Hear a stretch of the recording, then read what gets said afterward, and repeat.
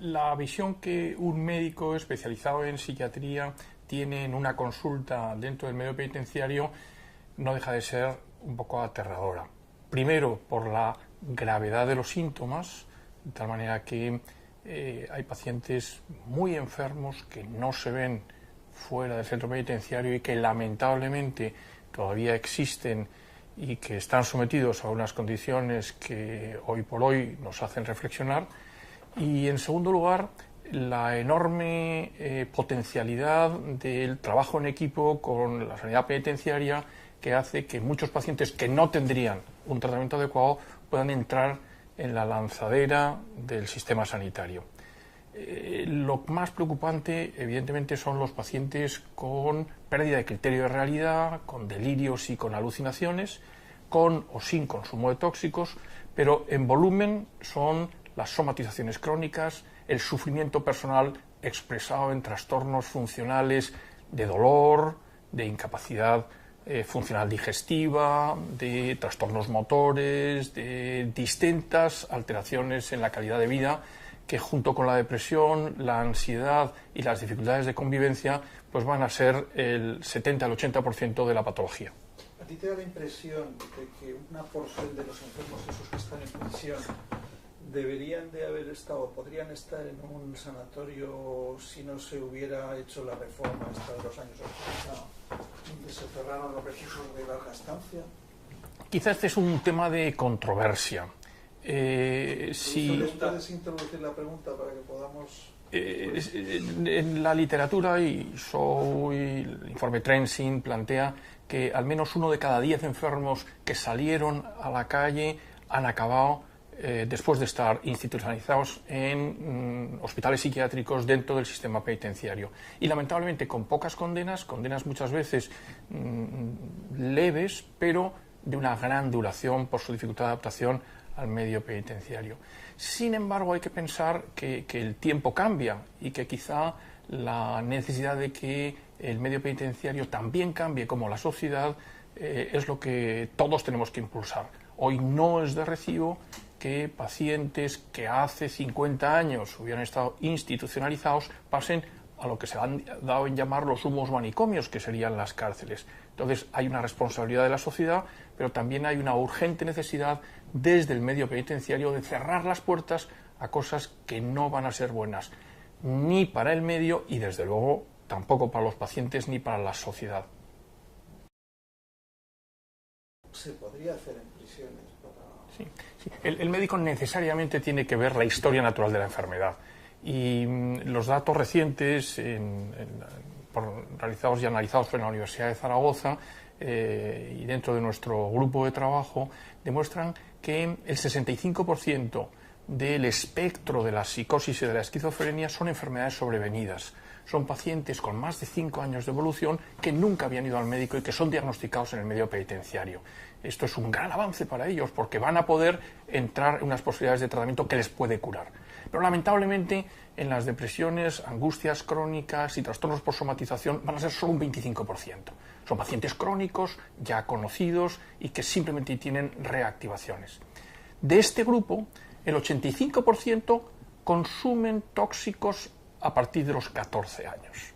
Por lo tanto, vamos a ver que hay un cóctel peligrosísimo que es la vulnerabilidad para la enfermedad con multitud de factores de riesgo, la ausencia de tratamiento para enfermedades conocidas o que deberían ser diagnosticadas y, en tercer lugar, la complicación terrible del abuso de tóxicos que pone en marcha en el disparadero los trastornos de conducta donde aparecen los jueces. ¿Cuál es la posición? El informe del Consejo de Europa en distintas ocasiones en los últimos 15 años es definitivo. El resumen del trabajo del Justicia de Aragón, la conferencia de defensores del pueblo que se realizó recientemente en Zaragoza, plantea que la prevención es nuestra obligación. Por lo tanto, tenemos que colaborar los forenses con el sistema sanitario y con los jueces para saber muy bien la individualización de las penas. Y no hay derecho a que a algunos pacientes con enfermedades conocidas no se les aplique esa inimputabilidad de la que estamos hablando. Y en segundo lugar, tenemos que poner en marcha multitud de medidas de seguridad.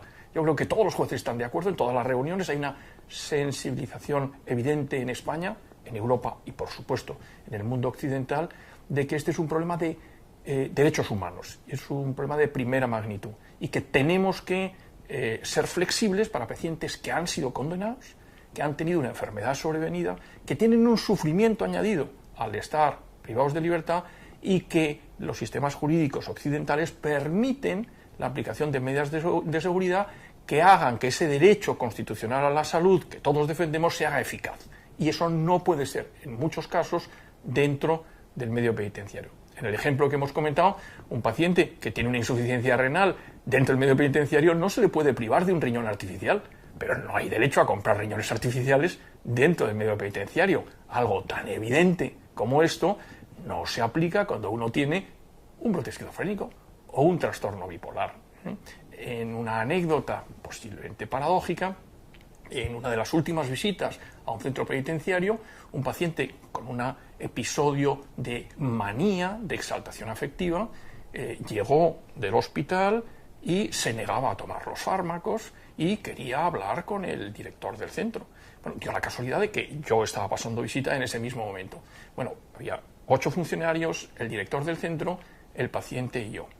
El paciente sistemáticamente se dirigió de forma muy respetuosa, pero muy tajante al director del centro diciéndole: usted se calla mientras habla mi psiquiatra. Y estableció una conversación absolutamente coherente que puso en guardia a los 8 funcionarios que nos rodeaban a nosotros y que estuvo a punto de desencadenar una situación que no se desencadenó, pues porque todo el mundo era muy profesional. En la medida en que todos esos funcionarios públicos están sensibilizados con el problema, saben resolverlo. En la medida en que no son conscientes que algunas de las actitudes de este paciente son consecuencia del proceso terapéutico, las consecuencias son irreparables.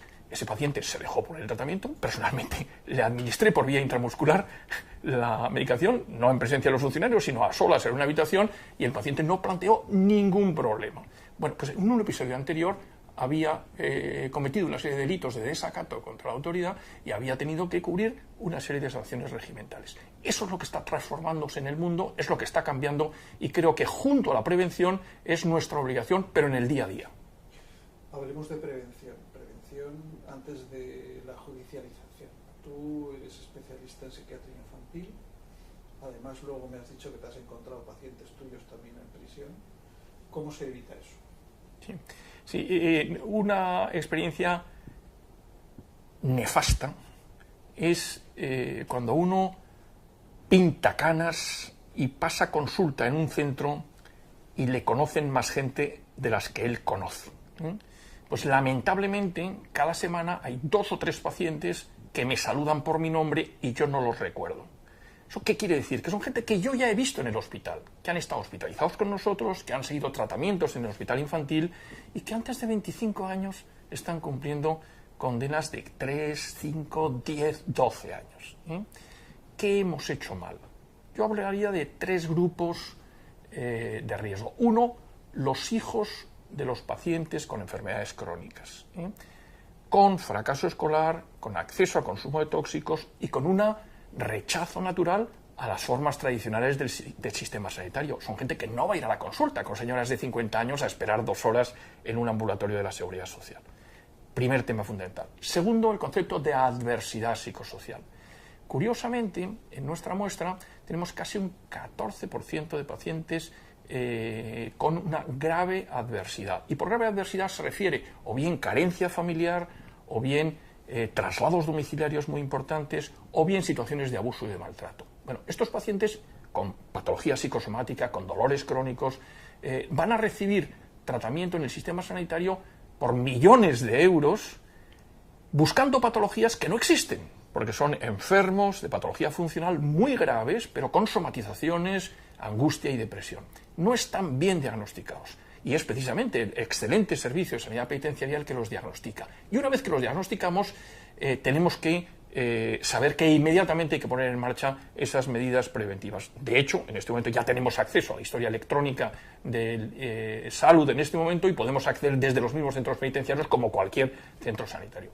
Y el tercer gran grupo es los pacientes que son sometidos al abuso de grupos poderosos. Hay grupos delincuentes que utilizan a personas con enfermedades, vamos a decir, para delitos menores que ocultan otra serie de cosas. Y hay fenómenos sociales que se reproducen, lamentablemente, en la que hay que situar al delincuente en el contexto en el que el delito, y eso los jueces lo saben muy bien, y nuestro Código Penal también lo contempla, pero quizá no siempre es sencillo, sin la colaboración de los forenses, el sistema sanitario, el sistema judicial, de buscar una salida preventiva, como decimos. Si nosotros seguimos en la línea que yo creo que han introducido las autoridades al respecto en todo el mundo, sobre todo en la Unión Europea, de potenciar la colaboración, de formar equipos de trabajo, la prevención va a ser la norma.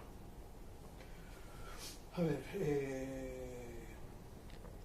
¿tiene algún sentido los equipos asertivos comunitarios para mejorar la prevención de estos perfiles? ¿Puedes explicarnos un poco tu punto de vista sobre los equipos asertivos comunitarios? Sí, son tecnologías de... ¿Puedes introducir los equipos asertivos? Los equipos asertivos comunitarios son tecnologías de muy alto rendimiento y de muy bajo coste.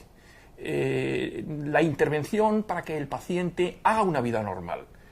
La misma introducción del PAIEM en los centros penitenciarios ha garantizado que personas con poca iniciativa, que vivían en los patios, que no hablaban con la gente, que requerían una supervisión en hábitos incluso de higiene y autonomía, en este momento vayan a la escuela, tengan plazas en talleres, participen en actividades ocupacionales, vayan al médico, tomen los tratamientos, hagan sus reivindicaciones y dentro del medio penitenciario puedan participar de la comunidad y de las relaciones sociales que allí se dan. Y eso es una revolución con una técnica de tratamiento muy barata y muy sencilla. Por eso diremos que eso, las comunidades terapéuticas en otro ámbito, los grupos de autoayuda para la disminución del consumo de drogas. En estos estudios que estamos haciendo en este momento y que algún día publicaremos, nos encontramos el terrible dilema que el 75% de los enfermos con abuso de sustancia no tienen motivación para el tratamiento porque no se fían de los médicos que pasamos consulta. Y hay una situación de pasividad. Con el tratamiento asertivo comunitario eso cambiaría inmediatamente, porque lo primero es la motivación y lo segundo es que uno, porque está haciendo vida normal, porque uno es igual que los demás en la comunidad, porque uno es capaz de reivindicar sus derechos, uno sigue el tratamiento. Y cuando sigue el tratamiento se encuentra mucho mejor. Y cuando se encuentra mucho mejor, se encuentran soluciones en este trabajo en equipo. Pues no sé, yo creo que... ¿Qué más se te ocurre que pueda decirse desde el ámbito de la salud mental? Hay tres leyendas urbanas que San Ignacio de Loyola diría absolutamente nefastas. Una, que los pacientes tienen derecho a estar sedados para robarle al juez un día de condena. Y eso no solamente no es verdad, sino que produce neurotoxicidad, demencia y trastornos de memoria.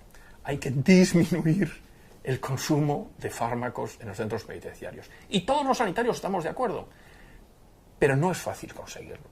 Por lo tanto, el que la gente sepa que tomar medicinas fuera de prescripción médica tiene graves riesgos para la salud, que tenemos miles de internos que el año posterior a su cumplimiento de condena, cuando salen en libertad, tienen accidentes de tráfico, tienen muertes súbitas, tienen graves enfermedades, tienen todo tipo de contratiempos como consecuencia de los fármacos con los que han estado tomando. Segundo, hay que integrar el sistema sanitario penitenciario dentro del Sistema Nacional de Salud.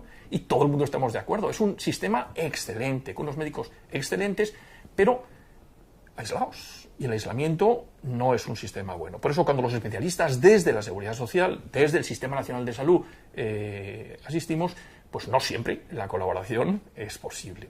Y tercero, los jueces tienen que seguir sentándose con nosotros para analizar individualmente los casos. Y yo creo que ahí la actitud de los médicos forenses es fantástica, es un momento en el que se están tomando decisiones, pero bueno, la urgencia de un clínico que ve los problemas es que hay que empujar y tomarlas en mucha mayor medida.